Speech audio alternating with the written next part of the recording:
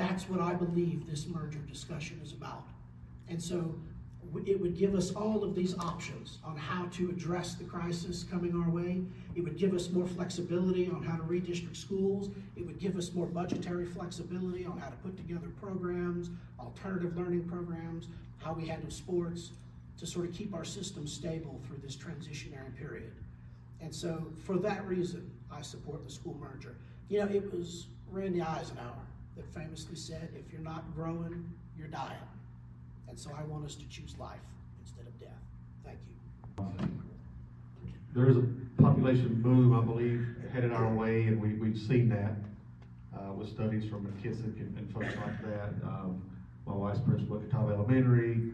Last year they had 450 pupils. They said in 5 or 6 years they could have 900.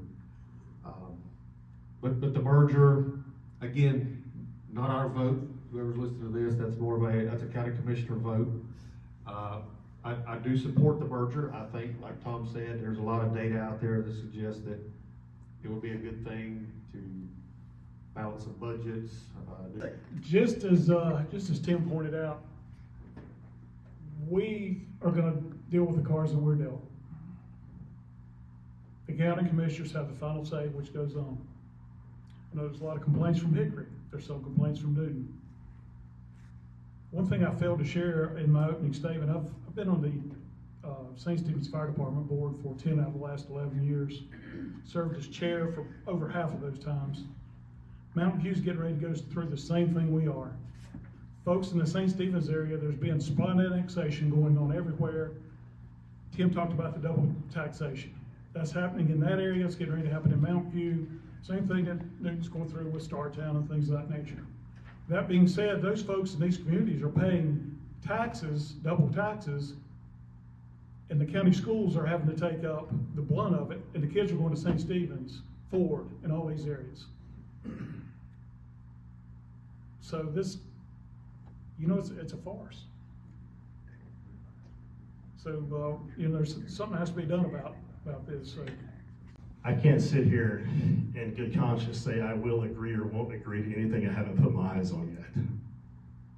That being said, I feel like I'm the only school board candidate or even person on the board that has an actual experience with a large merger. I was a part of the standardization classroom committee, the blended learning initiative at Naval School of Health Sciences. I was a part of the pioneering team that led to where we're at in Fort Sam Houston today. Navy, Army, Air Force, and the Coast Guard under one roof in Fort Sam Houston under that Naval Medical Education Training Campus. I disagreed with a lot of things up front because of budget. I don't think an admiral and 2 captains should have a giant office and less classrooms in the building. That building needs to be outfitted with Cat 6 wiring. There's a lot of things. There's people want things for more positions and annuities at the top without thinking about the mission, okay?